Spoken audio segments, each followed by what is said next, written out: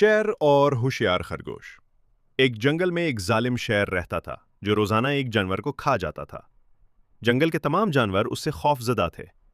جانوروں نے شیر سے درخواست کی کہ وہ روزانہ ایک جانور خود اس کے پاس بھیج دیا کریں گے تاکہ وہ شکار کے لیے جنگل میں نہ جائے۔ شیر نے یہ شرط قبول کر لی۔ کچھ دنوں تک سب ٹھیک چلتا رہا۔ پھر ایک دن خرگوش کی باری آئی۔ خرگوش بہت ہوشیار تھا۔ وہ جان بوجھ کر دیر سے شیر کے پاس پہنچا۔ شیر نے غصے سے پوچھا، تم دیر سے کیوں آئے ہو؟ خرگوش نے جواب دیا، بادشاہ سلامت، راستے میں ایک اور شیر نے مجھے روک لیا اور کہا کہ وہ اس جنگل کا اصل بادشاہ ہے۔ شیر یہ سن کر بہت غصے میں آیا اور بولا، مجھے فوراً اس کے پاس لے چلو۔